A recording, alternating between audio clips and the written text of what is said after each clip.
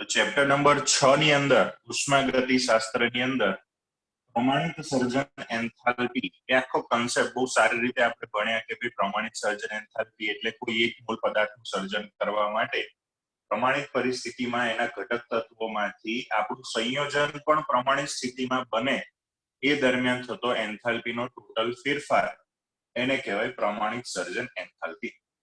હવે એક વસ્તુ સમજો, આપણે એક પ્રક્રિયાની અંદર ઉદાહરણ તરીકે લીધી કે ભાઈ H2 gas plus O2 gas gives H2O liquid. અહીંયા આપણે આગળ 1/2 મૂકીએ. આ પ્રક્રિયાની અંદર જે પણ એન્થાલ્પી ફેરફાર સંકળાયેલો હશે એને જ આપણે પાણી માટેની સર્જન ઉષ્મા, પાણી માટેની સર્જન એન્થાલ્પી ડેલ્ટા HF H2O એવું કહીશું. આ પ્રક્રિયામાં જે પણ કઈ એન્થાલ્પીનો ફેરફાર થાય છે એ જ આપણી સર્જન એન્થાલ્પી થશે. હવે આ પ્રક્રિયા તો આપણી આમાં સાદી સિમ્પલ લાગે, પરંતુ જ્યારે આપણે પ્રેક્ટિકલી વિચારીએ ને કે ભાઈ હાઇડ્રોજન વાયુ અને ઓક્સિજન વાયુને ભેગા કરીએ છીએ તો સૌપ્રથમ તો આ બંને વાયુઓ ભેગા થઈને ગમે તે રીતે જે પણ પાણી બનાવવાની પ્રક્રિયા કરે છે એ પાણી વાયુ સ્વરૂપનું બનશે. બરાબર. હવે પાણીની પ્રમાણિત અવસ્થા કઈ કહેવાય?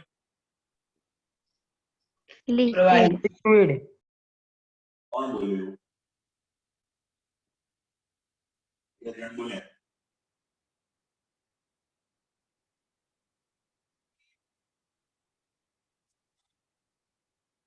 કોણ બોલે એ નહીં બોલતા, વાંધો નહીં. ચલો તો પછી હું મારું જ શરૂ રાખું. તમે લોકોને પછી બોલવું હોય તો બોલજો, નકર હું મારું બોલ કરવાનું શરૂ રાખીશ. બરાબર, તમને ખબર પડી જાય છે એવું સ્વીકાર લઈશ. બરાબર. હા, બોલવું હોય તો આપણે શું કરીએ? તો H2 plus 1/2 O2 એમાંથી H2O ગેસ બને, પણ પાણીની પ્રમાણિત અવસ્થા H2O લિક્વિડ. એટલે આ બંને દ્વારા બનેલું વાયુ સ્વરૂપનું પાણી એ પાછું ઠંડુ પડી અને પ્રવાહી સ્વરૂપના પાણીમાં ફેરવાશે.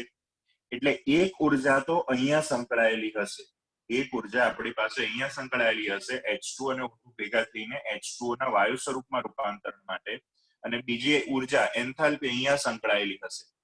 સંકળાયેલી હશે મતલબ ઉમેરાતી પણ હોય અને છૂટી પણ હોય. તો આ બે જગ્યાની એન્થાલ્પી એનું ટોટલ જે આપણે કરીએ ને તો આપણને પ્રક્રિયાની એન્થાલ્પી મળી કહેવાય.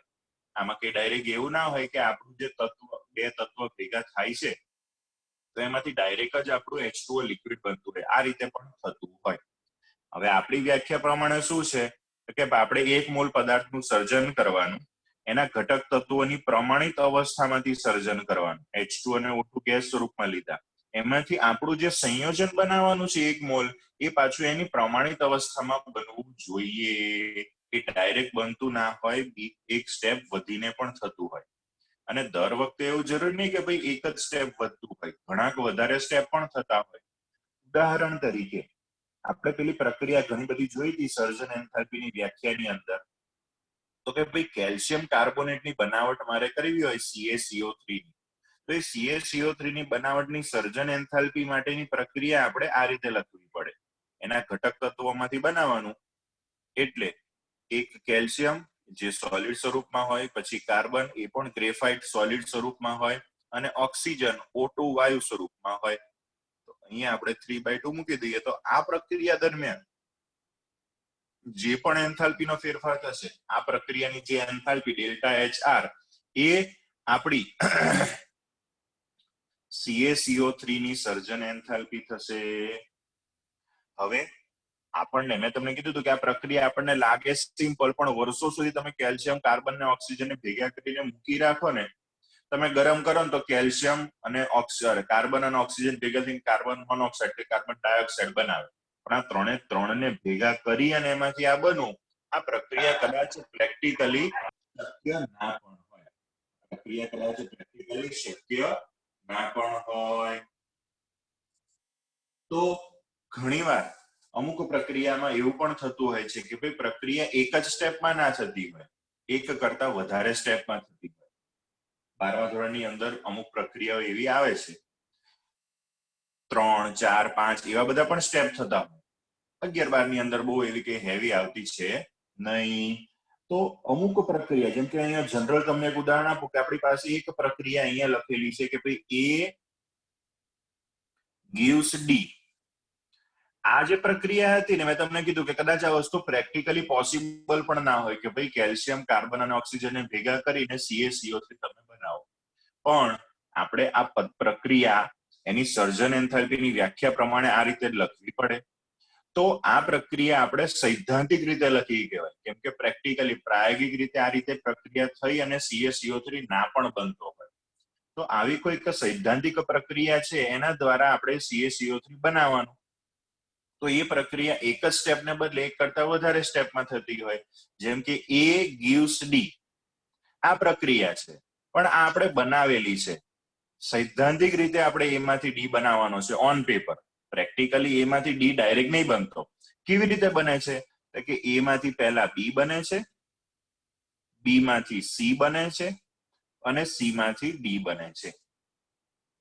ચલો, કોઈ પણ તત્વ કે સંયોજનની એન્થાલ્પીનું મૂલ્ય માપી શકાય? ના. ના. તો શું માપી શકાય? ખાલી ફેરફાર. ફેરફાર માપી શકાય. બરાબર. હવે સમજી લો, ધારી લઈએ આપણે કે ભાઈ ધારો કે આ બધાની એન્થાલ્પીનું મૂલ્ય ખબર છે, ધારીએ છે, માપી નહીં શકતા પણ આપણે ધારીએ કે ધારો કે A ની એન્થાલ્પીનું મૂલ્ય 100 છે અને B ની એન્થાલ્પીનું મૂલ્ય કેટલું આપણે લઈએ? 400 લઈએ. બરાબર. ચલો, D ની એન્થાલ્પી 400 કિલોજૂલ પ્રતિ મોલ તમારે સમજી લેવાનું. B ની એન્થાલ્પી કેટલી લઈશું આપણે? પ્રોપર કોઈ આંકડો સરખો વ્યવસ્થિત બોલજો. 200. ચલો 200 લઈએ. 300 400 ગમે તે જે લેવી હોય લેવા. ચલો 200. C ની કેટલી રાખીએ?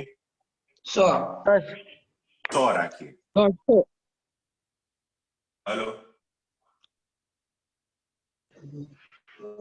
ચલો હવે તમને પેલું ડેલ્ટા H નું સૂત્ર ખબર છે? ડેલ્ટા H એટલે શું? હા, નિપજ માઇનસ પ્રક્રિયક આપણે આ રીતે લખતા હતા ને, સિમ્પલ સાદી રીતે. ઓકે, હવે પહેલી આ A gives D પ્રક્રિયા વિચારો. A gives D, આ પ્રક્રિયામાં નિપજ કોણ ને પ્રક્રિયક કોણ? પ્રક્રિયક A અને નિપજ D. પ્રક્રિયક A અને નિપજ D. તો આ પ્રક્રિયામાં થતો એન્થાલ્પીનો ફેરફાર ડેલ્ટા H માપવો હોય તો કેવી રીતે લખી શકાય? D minus A. D minus A enthalpy minus A પ્રક્રિયકની એન્થાલ્પી, એટલે 400 માઇનસ 100 કેટલો જવાબ આવે? 300 હે ને? હા. ચલો હવે અહીંયા હવે માત્ર આ પ્રક્રિયા, બીજી બધી ભૂલી જાઓ. A gives B, આ પ્રક્રિયા માટેનો ડેલ્ટા H તમને ગણતા ફાવે? D minus A. B ની એન્થાલ્પી માઇનસ A ની એન્થાલ્પી, એટલે 200 માઇનસ 100 કેટલી થાય? 200. આને આપણે ડેલ્ટા H1 કહીએ, હે ને? કેમ કે આ બધા શું છે? સ્ટેપ છે. A માંથી D ડાયરેક્ટ નહીં બનતું. લખવું હોય તો લખી શકાય પણ એ સૈદ્ધાંતિક પ્રક્રિયા થઈ. પ્રેક્ટિકલી શું થાય છે? A માંથી B બને છે, B માંથી C બને છે, C માંથી D બને છે. ચલો અહીંયા આના માટે શું લખીશું? ડેલ્ટા H2 કેટલું મૂલ્ય થશે? C minus B. D એટલે કેટલું? -100. -100. ચલો આ ડેલ્ટા H2 થયું. હવે અહીંયા ડેલ્ટા H3 કેવી રીતે ગણી શકાશે? D minus C. D minus C. ચલો D minus C કેટલું થશે? 400 minus 100 એટલે +300. તો આપણું ઓરિજિનલ સ્ટેપ આ હતું. A માંથી D બનાવવાનું આપણું ઓરિજિનલ સ્ટેપ હતું. એ આખી મેઇન આપણી પ્રક્રિયા હતી. એના અલગ અલગ સ્ટેપ પડ્યા. તો આ બધા સ્ટેપની એન્થાલ્પી આપણે સરવાળો કરીએ, ડેલ્ટા H1 વત્તા ડેલ્ટા H2 વત્તા ડેલ્ટા H3. ડેલ્ટા H1 નું મૂલ્ય કેટલું છે? તો કે 100 પ્લસ ડેલ્ટા H2 નું મૂલ્ય -100 વત્તા ડેલ્ટા H3 નું મૂલ્ય +300. -100 પ્લસ 100 કેન્સલ. જવાબ શું આવી ગયો? +300. પણ આ +300 શું છે? આપણી જે ઓરિજિનલ પ્રક્રિયા હતી અથવા તો આપણે એને માટેની જે એન્થાલ્પી છે એને ડેલ્ટા H ટોટલ કહીએ. આ જે ડેલ્ટા H છે એને આપણે ડેલ્ટા H ટોટલ કહીએ, કુલ. એ કેવો થયો? બંને સેમ થયા. તો શું મારે એવું કહેવાય કે કોઈ પ્રક્રિયા એક સ્ટેપમાં કરીએ, કોઈ પ્રક્રિયા એક જ સ્ટેપમાં કરીએ કે એક કરતા વધારે સ્ટેપમાં કરીએ? એક કરતા વધારે એટલે કદાચ 2 સ્ટેપમાં થતી હોય, અહીંયા બતાવી છે એ રીતે 3 સ્ટેપમાં થતી હોય, કોઈક 4 સ્ટેપમાં થતી હોય. તો એક જ સ્ટેપમાં કરીએ, એક કરતા વધારે સ્ટેપમાં કરીએ, પ્રક્રિયામાં થતો કુલ એન્થાલ્પી ફેરફાર કેવો રહેશે? એક સરખો. એટલે ખબર પડી?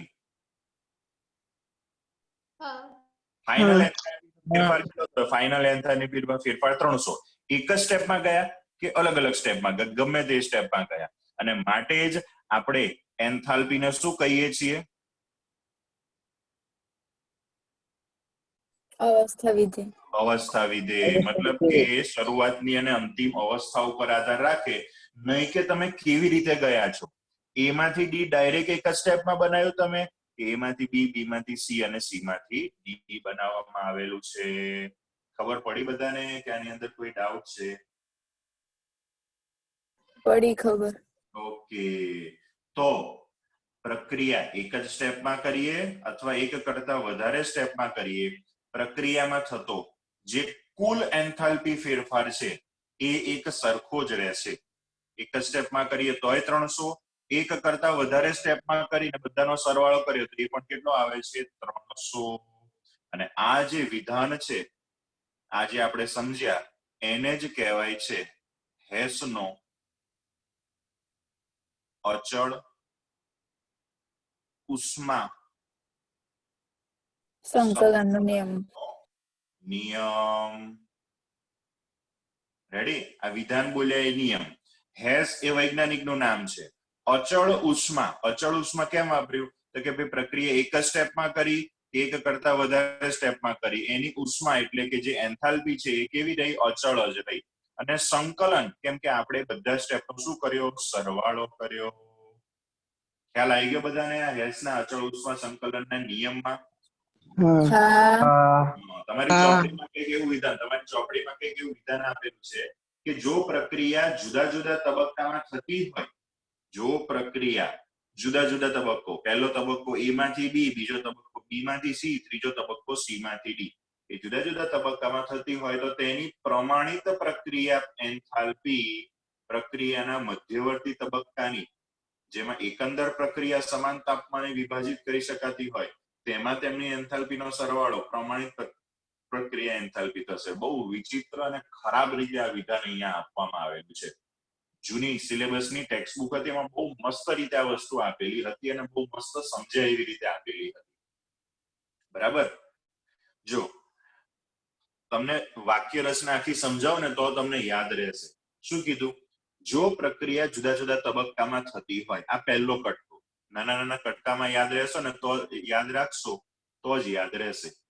જો પ્રક્રિયા જુદા જુદા તબક્કામાં થતી હોય, A to B, B to C, C to D, તો તેની પ્રમાણિત પ્રક્રિયા એન્થાલ્પી, તેની પ્રમાણિત પ્રક્રિયા એન્થાલ્પી એટલે એ લોકો અત્યારે આ 300 વાળું A માંથી D ડાયરેક્ટ સ્ટેપની વાત કરે છે. એ પ્રમાણિત પ્રક્રિયા એન્થાલ્પી એ બીજો કટકો કોના જેટલી હોય? તો કે પ્રક્રિયાના મધ્યવર્તી તબક્કાની. પ્રક્રિયાના મધ્યવર્તી તબક્કા એટલે જે આપણે 3 તબક્કા પાડ્યા ને, 1, 2 અને 3, એ મધ્યવર્તી તબક્કાની, જેમાં એકંદર પ્રક્રિયા સમાન તાપમાને વિભાજિત કરી શકાય. A to D આ પ્રક્રિયાને મેં 3 તબક્કામાં વિભાજિત કરી, A માંથી B, B માંથી C અને C માંથી D. તો આપણી પ્રક્રિયા જે લખીને કે આ પ્રક્રિયા A to D માટેની પ્રમાણિત પ્રક્રિયા એન્થાલ્પી એ આ બધા મધ્યવર્તી તબક્કાની જે એન્થાલ્પી છે, જેમાં પ્રક્રિયા A to D પ્રક્રિયાને આપણે 3 તબક્કામાં વિભાજિત કરી. બધામાં તાપમાન તો કેવું હતું? એ સરખું જ હતું. એ સમાન તાપમાને વિભાજિત કરી, તેમાં એન્થાલ્પીનો સરવાળો છે એના જેટલી જ હોય છે. પણ એ લોકોએ શું વાક્ય લખ્યું? તેમાં તેમની એન્થાલ્પીનો સરવાળો પ્રમાણિત પ્રક્રિયા એન્થાલ્પી થશે. ભૂલ એ કરી કે 2 જગ્યાએ શબ્દ વાપરી દીધો, પ્રમાણિત પ્રક્રિયા એન્થાલ્પી. બરાબર? એટલે પહેલા એ લોકોએ જો આવી રીતે લખ્યું હોત ને તો બરાબર કહેવાય કે જો પ્રક્રિયા જુદા જુદા તબક્કામાં થતી હોય તો તેની પ્રમાણિત પ્રક્રિયા એન્થાલ્પી પ્રક્રિયાના મધ્યવર્તી તબક્કાની જેમાં એકંદર પ્રક્રિયા સમાન તાપમાને વિભાજિત કરી શકાતી હોય તેના જેટલી થશે તો વાક્ય બરાબર કહેવાય. બરાબર. પણ આ બે વાર પ્રમાણિત પ્રક્રિયા એન્થાલ્પી એટલે મને લાગે છે આ લોકોએ ઇંગ્લિશમાંથી ગુજરાતી ટ્રાન્સલેશનમાં અગાઉના ચેપ્ટર્સમાં જે રીતે ભૂલો કરેલી છે એવી અહીંયા પણ કરેલી હોય એવી લાગે છે. બરાબર. પણ કઈ વાંધો નહીં, આપણે સમજી ગયા એટલું બહુ છે. એક્ઝામમાં તમારે આ વસ્તુ હેસનો અચળ ઉષ્મા સંકલનનો નિયમ છે કે નહીં આપણે એકવાર જોઈ લઈએ. બરાબર. એટલે તમારે વાક્ય યાદ રાખવું કે નહીં એની તમને ખબર પડે.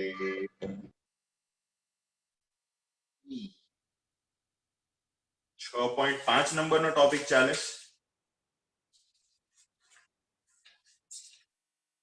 6.4 એમાં ABCDE 6.4 યસ 6.4 ચાલે છે ને, તો એની અંદર ઈ નંબર આ મતલબ કે હેસનો ઉષ્મા સંકલનનો નિયમ છે એટલે તમારે વાક્ય યાદ રાખવું પડશે.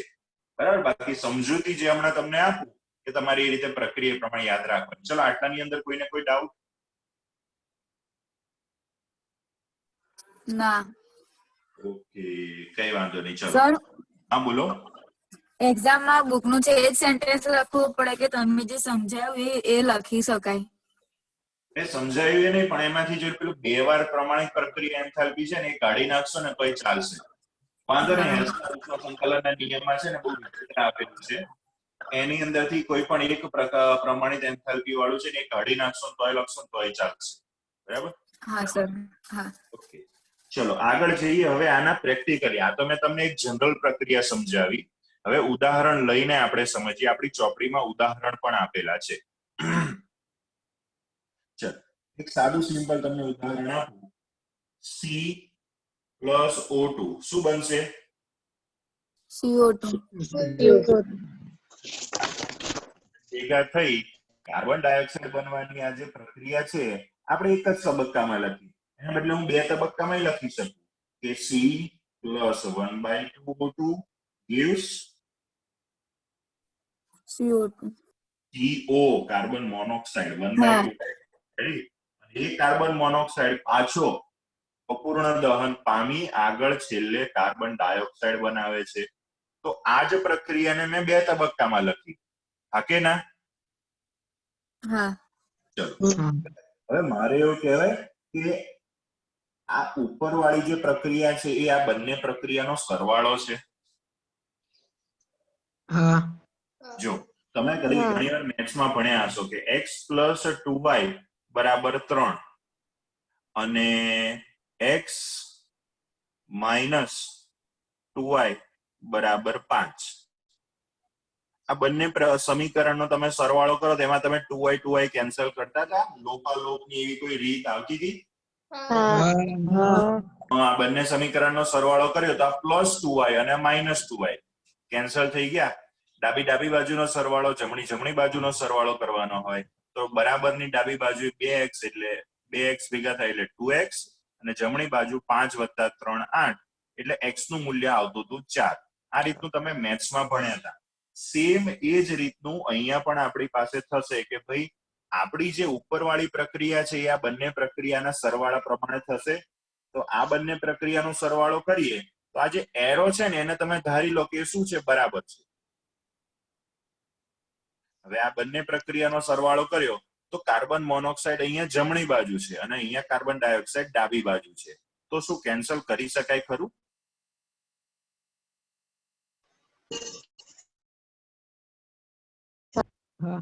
રેડી. તો આ રીતનું જ્યારે સમીકરણ હોય બંને સમીકરણનો સરવાળો કરીએ અને જો એમાં બે સરખા પદો પણ એક એરોની જમણી બાજુ અને એક એરોની ડાબી બાજુ હોય, એક સંયોજન અથવા એક તત્વ એરોની જમણી બાજુ હોય અને બીજું એરોની ડાબી બાજુ હોય તો આપણે બંને બાજુથી કેન્સલ કરી દઈએ છીએ. બરાબર. પછી આ બંનેનો સરવાળો કરીએ તો એરોની ડાબી બાજુ શું વધ્યું? તો કે એક કાર્બન, એ અહીંયા લખી નાખ્યો. અડધો અને અડધો કેટલા થાય? એક O2 આપણે અહીંયા લખી નાખ્યો. અને બીજું એરોની જમણી બાજુ શું વધ્યું? CO2. મતલબ કે આપણી આ જે પ્રક્રિયા છે એ આ બે પ્રક્રિયાના સરવાળા બરાબર છે.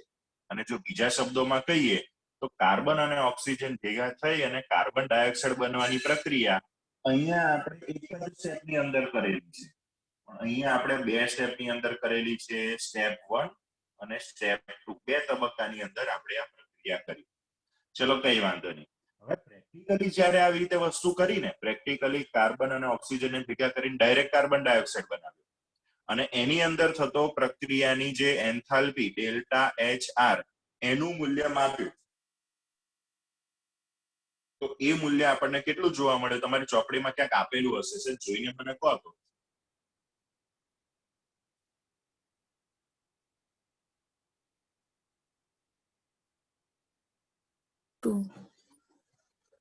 -393.5. -393.5 કિલો જૂલ પ્રતિ મોલ. બરાબર, આ કિલો જૂલ પ્રતિ મોલ તો તમારે સમજી લેવાનું. ચલો કઈ વાંધો નહીં. હવે આ પ્રક્રિયાને ભૂલી ગયા. પેલા બોમ્બ કેલરીમીટરમાં પાછી મેં આ પહેલી જે પ્રક્રિયા છે ને એ કરી કે ભાઈ કાર્બનનું અપૂર્ણ દહન કરાવ્યું અને એમાંથી કાર્બન મોનોક્સાઇડ બનાવ્યું. એ પ્રક્રિયા માટે પેલા બોમ્બ કેલરીમીટર દ્વારા ડેલ્ટા H નું મૂલ્ય માપ્યું, જેને આપણે પ્રક્રિયાની એન્થાલ્પી કહીએ. એનું મૂલ્ય મને મળ્યું. કેટલું મળ્યું? તમારી ચોપડીમાં ક્યાંક આપેલું હોય, જોઈ જુઓ.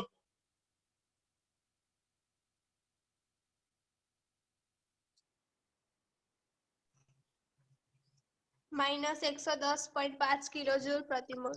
એ કોણ બોલ્યું? પૃથ્વી. ઓહો, પૃથ્વી પરથી બોલે છે. -110.5 કિલોજૂલ પ્રતિ મોલ. ચલો,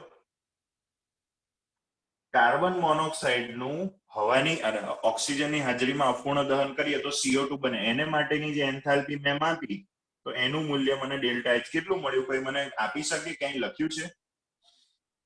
-283.0. ચલો, આ બંનેનો સરવાળો કોઈ મને કરી આપશે? ચલો હું જ કરી લઉં. 5 અહીંયા 3 8 ને 1 9 2 ને 1 3. તો અહીંયા જોયું તમે, પ્રક્રિયા એક જ તબક્કામાં કરી કે એક કરતા વધારે તબક્કામાં કરી, એમાં થતો જે એન્થાલ્પીનો ફેરફાર છે કેવો રહ્યો? સમાન. સરખો ને સરખો જ રહ્યો. તો આ તો આપણે હેસનો જે નિયમ હતો, હમણાં આપણે પેલી જનરલ પ્રક્રિયા જોઈ હતી A to D વાળી, એક જ તબક્કામાં કરી કે એક કરતા વધારે તબક્કામાં કરી, એમાં આપણે એન્થાલ્પીનું મૂલ્ય ભલે માપી નતું શકાતું પણ આપણે ધાર્યું હતું. એ રીતે સમજ્યા હતા. અહીંયા એક્ઝેક્ટ પ્રક્રિયા લઈને આ વસ્તુ આપણે શીખ્યા. હવે આ હેસનો અચળ ઉષ્મા સંકલનનો જે નિયમ છે એ નિયમ ભણવાની જરૂર કેમ પડી?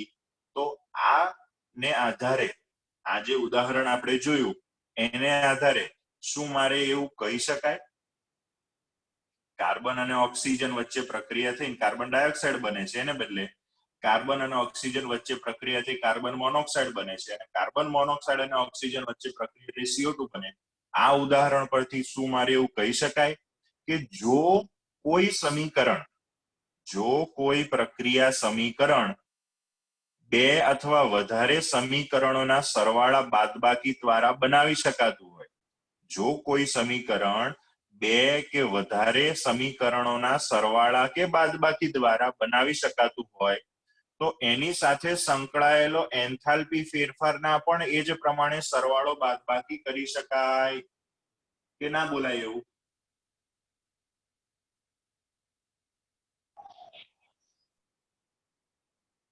ના ખબર પડી.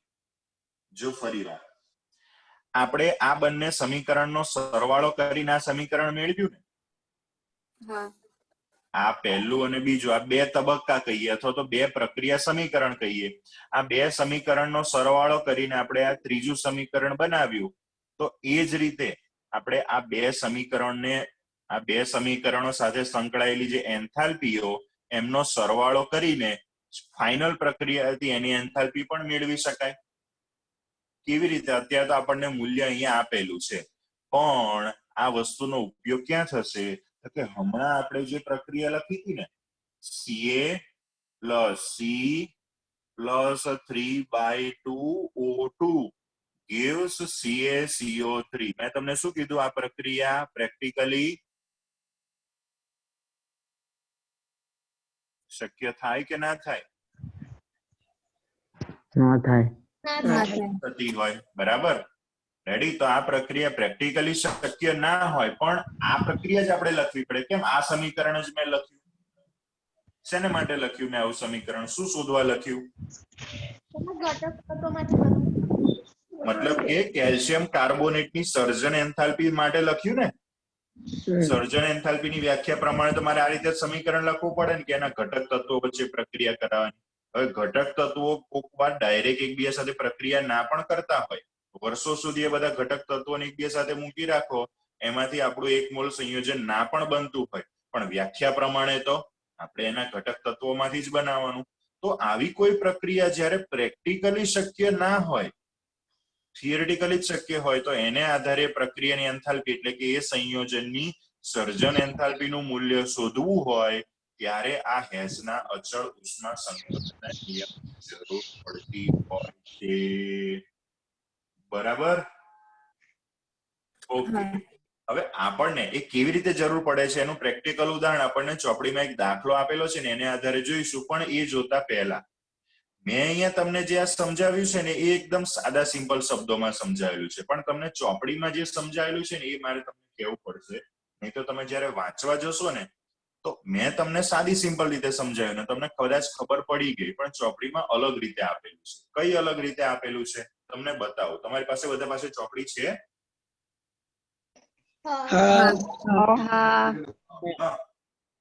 હવે જો તમારી ચોપડીમાં શું કર્યું ખબર છે? એ લોકોએ પહેલા એક સવાલ પૂછ્યો. કયો? તો કે C+O2 પહેલી આ જે પહેલા તબક્કાવાળી પ્રક્રિયા છે ને એની એન્થાલ્પી મને આપી નથી. એ લોકોએ શું મૂકેલું છે એની જગ્યાએ?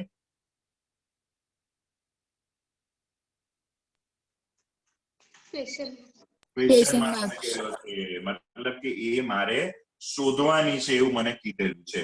તો એ લોકોએ પછી શું કરેલું છે? દેખાય છે બધાને? પેજ નંબર 170 ઉપર છેક ઉપરની બાજુ તમને પ્રક્રિયા આપેલી છે. C graphite +1/2 O2 gives CO delta H0 બરાબર પ્રશ્ન ચિહ્ન એવું આપેલું છે. બરાબર? હવે આ પ્રક્રિયા એવું ધારી લીધું કે આ પ્રક્રિયા પ્રેક્ટિકલી શક્ય નથી, તો એ પ્રક્રિયાની એન્થાલ્પી કેવી રીતે શોધીશું? તો એને માટે એ લોકોએ બંને પ્રક્રિયા નીચે આપેલી છે. જો C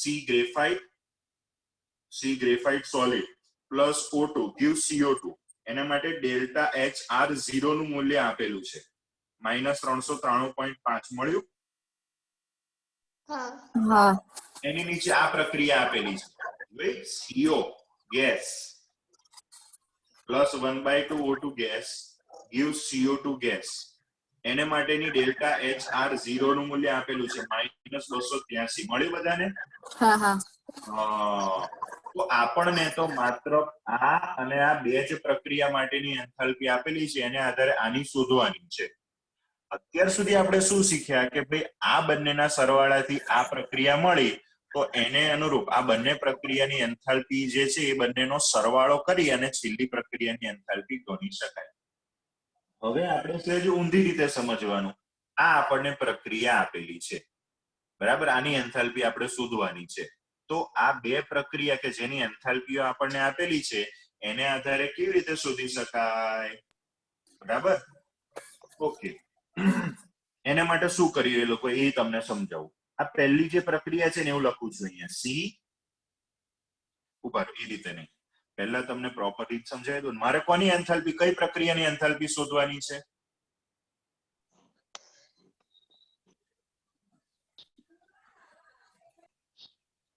C+O2 gives CO2 ની. C+1/2 O2 gives CO. આની એન્થાલ્પી શોધવાની છે ને વચ્ચે વાળી પ્રક્રિયાની. હા. પ્રક્રિયાને આપણે અહીંયા નીચે લખી દઈએ. મારે આ પ્રક્રિયા બનાવવાની છે મતલબ આવું સમીકરણ બનાવવાનું છે. ચલો આવું સમીકરણ બનાવવાનું છે મતલબ કાર્બન કઈ બાજુ જોઈએ? એરોની લેફ્ટ સાઈડ, ડાબી બાજુ. હવે અહીંયા કાર્બન કઈ જગ્યાએ પહેલી પ્રક્રિયામાં છે, તો એ પ્રક્રિયામાં કાર્બન એરોની ડાબી બાજુ છે. જો ફરીવાર સમજાવું છું. મારે આ પ્રક્રિયાની એન્થાલ્પી શોધવાની છે. એ પ્રક્રિયા મેં અહીંયા લખી દીધી. એ પ્રક્રિયાનું સમીકરણમાં કાર્બન કઈ બાજુ છે? તો કે એરોની ડાબી બાજુ છે.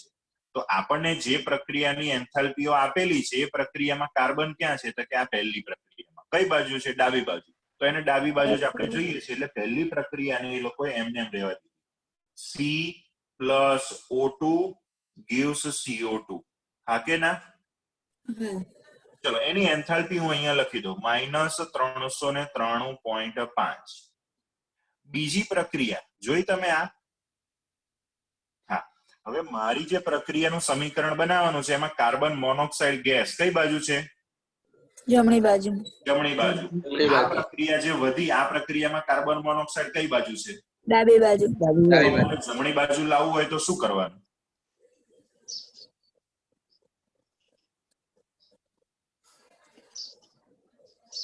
પ્રક્રિયાને ઉલટાવી શકાય પ્રક્રિયાને ઉલટા દેવાની. ચલો પ્રક્રિયાને આપણે ઉલટાઈ દઈએ એટલે આ પ્રક્રિયા છે એમાં CO ડાબી બાજુ છે પણ મારે CO જમણી બાજુ જોઈએ છે મારી ટાર્ગેટ પ્રક્રિયામાં એટલે આ છેલ્લી જે પ્રક્રિયા છે એને ઊંધી કરી દઉં ઊંધી કરું તો શું થાય તો કે CO2 gives CO plus 1/2 O2 થાય એટલે આ પ્રક્રિયાને ઉલટાઈ તો એની એન્થાલ્પી નું મૂલ્ય ઉલટાઈ જાય.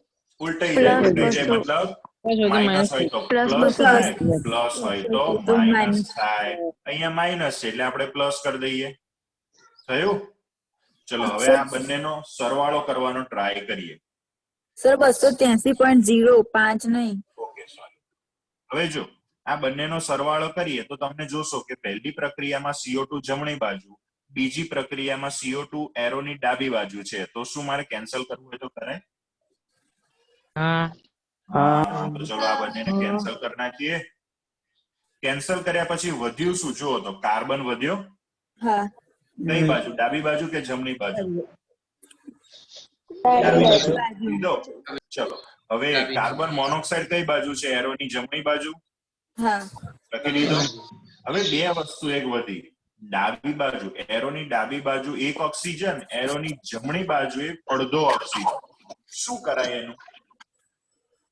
એકમાંથી અડધો કાઢી નાખવાનો અહીંયા ઓક્સિજન એરોની ડાબી બાજુએ છે એક ઓક્સિજન એક O2 અને અહીંયા બીજી પ્રક્રિયામાં O2 અડધો O2 જમણી બાજુ છે તો એકમાંથી અડધો જશે કેમ કે ડાબી બાજુ અને જમણી બાજુ અલગ અલગ દિશામાં હોય તેમની બાદબાકી થાય અલગ અલગ દિશાઓમાં હોય એક એરોની ડાબી બાજુ છે એક એરોની જમણી બાજુ છે તો એ બંનેની બાદબાકી થાય તમે સમીકરણોમાં 9માં 10માં શીખી ગયા આ રીતની વસ્તુ તો એક O2 માંથી અડધો O2 જાય તો કેટલો O2 વધે અડધો અડધો તો અહીંયા આવી ગયો આપણી પાસે અડધો O2 હા પડી ગયું આ સમીકરણ કેવી રીતે મેં બનાવ્યું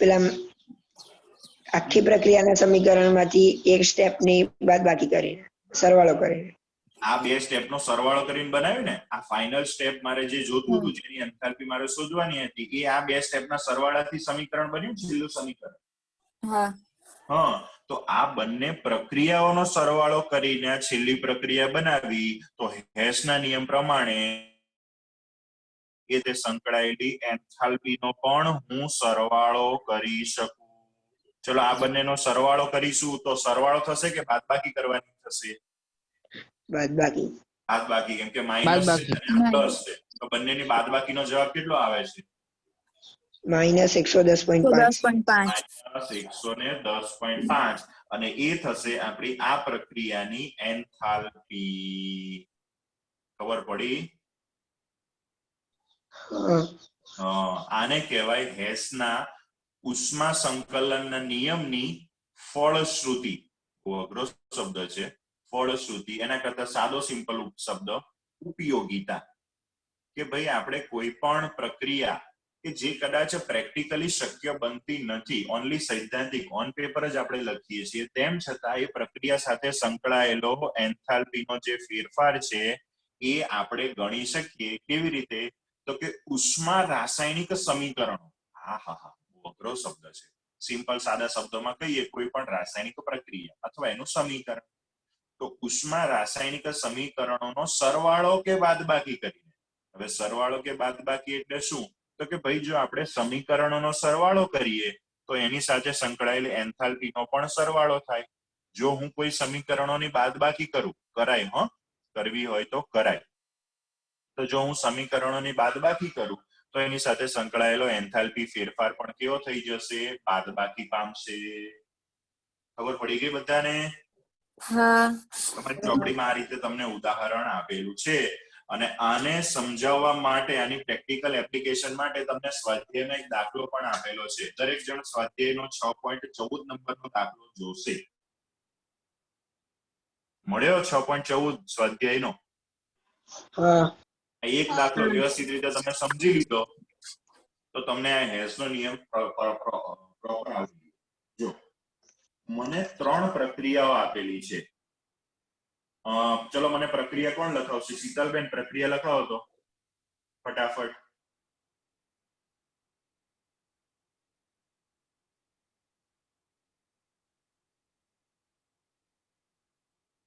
શીતલબેન છે અને મ્યુટ ઓપન કરતા આટલી બધી વાર લાગે છે?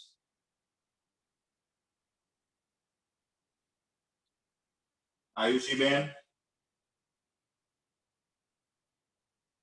હા સર. કોણ બોલ્યું? હા એટલે કોણ?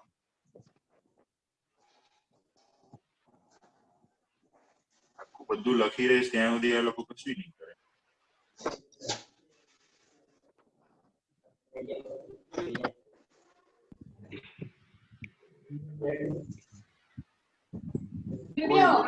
ચલો બીજા કોને પૂછીશું? બધા ઊંઘતા ઝડપાય શું આ બધા? ચલો બીજા કોણ બોલશે? C+O2 કોણ બોલે? શીતલ ચલો C plus O2 O2 is equal to gives CO2. gives CO2. અહીંયા આપણને ગ્રેફાઇટ આપેલું છે સોલિડ. હા. અહીંયા ગેસ. ગેસ ચલો આની એન્થાલ્પી કેટલી આપેલી છે? -393 કિલોજૂલ મોલ. હાલે નહીં હમણાં -393 જ આપીએ ને, 0.5 આ લોકોએ નહીં લખ્યો. હા, નહીં લખ્યું. ચલો પછી H2 હમ 1/2 2O2 હમ gives H2O. gives H2O એની એન્થાલ્પી -286 કિલોજૂલ મોલ. કિલોજૂલ મોલ ઇનવર્સ એટલે ઓકે. શું કરવાનું છે મારે?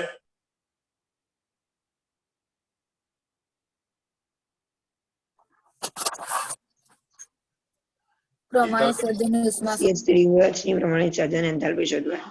CH3OH મતલબ કે મિથેનોલની પ્રમાણિત સર્જન એન્થાલ્પી શોધવાની છે. એટલે સર્જન એન્થાલ્પીની વ્યાખ્યા પ્રમાણે આપણે મિથેનોલની સર્જન એન્થાલ્પી શોધવાની છે. તો મિથેનોલની સર્જન એન્થાલ્પી શોધવા માટે સમીકરણ શું લખવાનું થશે? કોઈ આઈડિયા છે?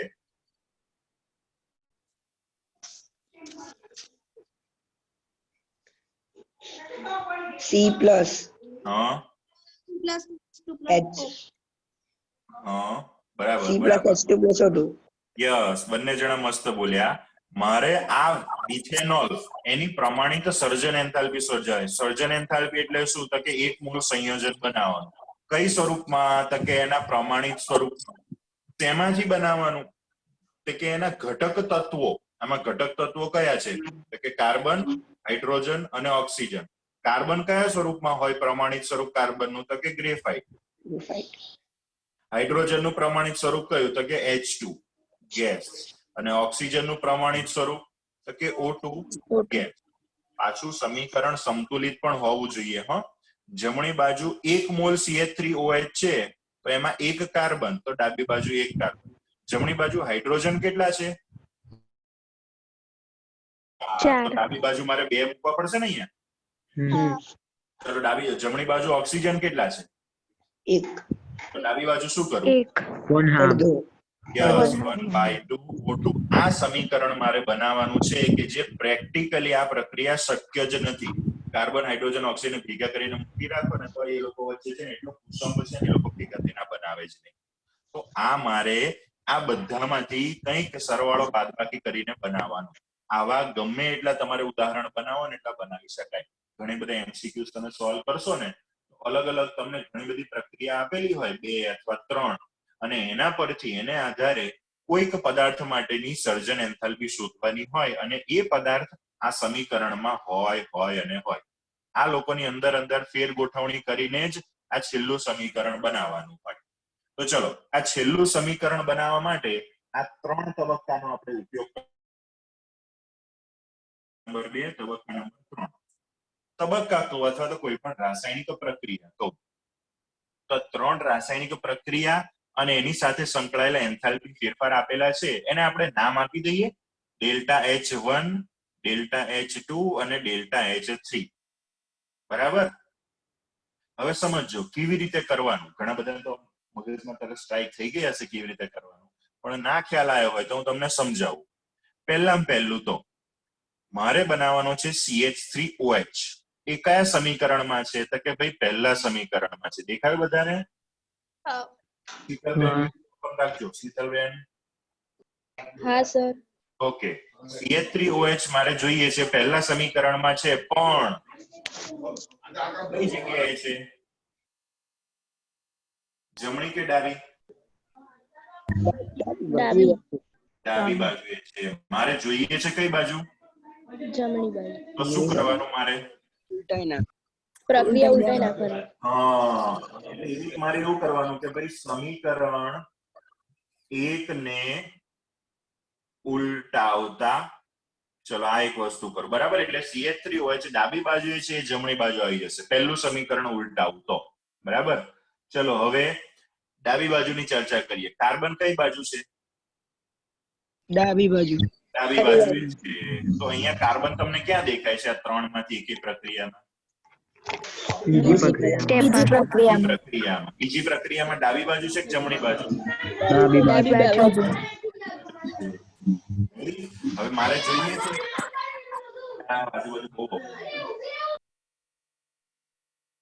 મારે જોઈએ છે ડાબી બાજુ અને છે પણ ડાબી જ બાજુ. માટે સમીકરણ 2 ને એમને રહેવા દઉં. હા. ચલો પહેલી આ મિથેનોલ ની ચર્ચા થઈ ગઈ. હવે કાર્બન ની વાર્તા પતી. હવે હાઇડ્રોજન જુઓ તો હાઇડ્રોજન ક્યાં દેખાય છે તમને? કયા સમીકરણમાં છે? ત્રીજી પ્રક્રિયા. ત્રીજામાં. ડાબી બાજુ જોઈએ છે, ડાબી બાજુ જ છે. પણ મારે કેટલા H2 જોઈએ છે? 2 એટલે શું કરવાનું? 2 વડે ગુણી નાખો. તો સમીકરણ નંબર 2 ને 2 વડે ગુણતા. સમીકરણ 3 ને 3 ને 2 વડે ગુણતા. ચલો બીજું કશું તો હવે કરવાનું ના રહ્યું ને? ઓકે, તો ચલો બાકીનું કઈ કરવાનું મને નહીં લાગતું, પછી જોઈશું આપણે. હવે ચલો પહેલું જે સમીકરણ છે એને આપણે ઉલટાઈ દેવાનું. આપણે અહીંયા કીધું એટલે એને ઉલટાઈ દઈએ એટલે CO2 વાળું ડાબી બાજુ આવી જશે. સો CO2 plus 2H2O gives CH3OH. હવે લિક્વિડ સોલિડ તમારે અહીંયા બધે લખવાનું, હું નહીં લખતો પણ તમારે તો લખવાનું. Plus 3/2 O2. સમીકરણ ઉલટાયું તો એની એન્થાલ્પી +726. કેટલી થઈ જશે? પ્લસ થઈ જશે. સો -726 માંથી +726 કિલોજૂલ પ્રતિ મોલ તમારે લખી લેવાનું. ચલો હવે બીજા સમીકરણનું કશું કરવાનું છે? કોઈ ફેરફાર આપણે કરવાનો નથી. એને હું એમને લખી દઉં કે ભાઈ C plus O2 gives CO2. એ સમીકરણમાં કોઈ ચેડા નહીં કરેલા તો એની એન્થાલ્પી ને પણ હું એઝ ઇટ ઇઝ લખી દઉં -393 કિલોજૂલ પ્રતિ મોલ. ચલો છેલ્લા સમીકરણમાં શું કરવાનું? 2 વડે ગુણવાના H2 ને. હા, 2 વડે ગુણવાના છે. તો આ સમીકરણને 2 વડે ગુણીએ તો અહીંયા 2H2 2 વડે અહીંયા ગુણીએ તો 2 + અડધો એટલે 1 થઈ ગયો. gives જમણી બાજુએ 2H2O થઈ જાય. સમીકરણને 2 વડે ગુણીએ તો આપણે એન્થાલ્પી ને 2 વડે ગુણવાની. ગુણવાની કેમ જરૂર પડે 2 વડે ગુણવાની? કારણ આપણે 2 મોલ સંયોજન બનાવ્યું તો પણ એને કારણ મેઇન એનું કારણ શું? 2 મોલ સંયોજન બનાવી તો શું થયું? એટલે -286 કિલોજૂલ 1 મોલ ની આપેલી છે. આપણે એન્થાલ્પી જે ભણ્યા એને આપણે માત્રાત્મક ગુણધર્મ કીધો તો યાદ છે? મતલબ કે માત્રાત્મક ગુણધર્મ એટલે એના જથ્થા ઉપર આધાર રાખે. જથ્થો આપણે ડબલ કર્યો 2 વડે ગુણ્યા તો એની એન્થાલ્પી પણ 2 વડે ગુણવી પડશે એટલે ડેલ્ટા એચ નું મૂલ્ય કેટલું થશે 2 ગુણ્યા -286 કેટલો જવાબ આવે કેલ્ક્યુલેટરમાં 572 -572 કિલો જૂલ પ્રતિ મોલ હવે આ સમીકરણ આપણે લખ્યા 3 એ 3 એનો આપણે સરવાળો કરવાનો ટ્રાય કરીએ તો એ સરવાળો કરી એ દરમિયાન જો CO2 જમણી બાજુ CO2 ડાબી બાજુ ગોયા બોલો તો બધા ગોયા બોલો બધા ભેગા થઈ ગોયા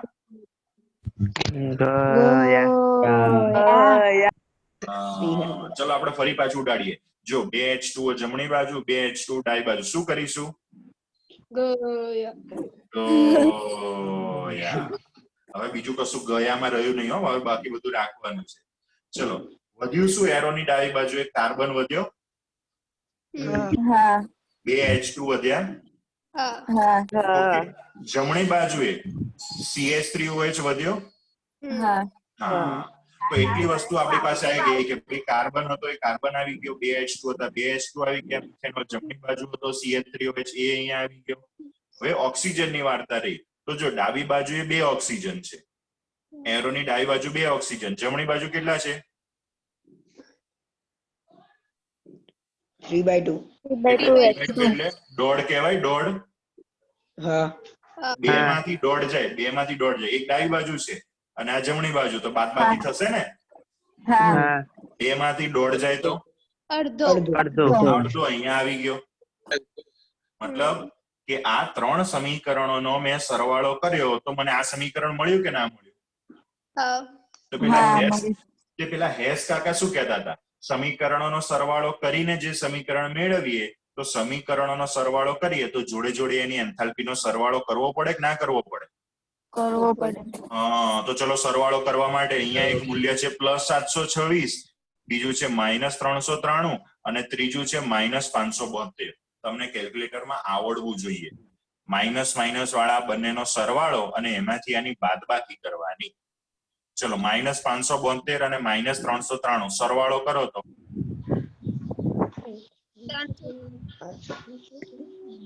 865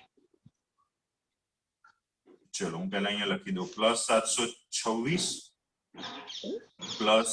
+-393 +-572 ચલો આ બંનેનો સરવાળો કેટલો મળ્યો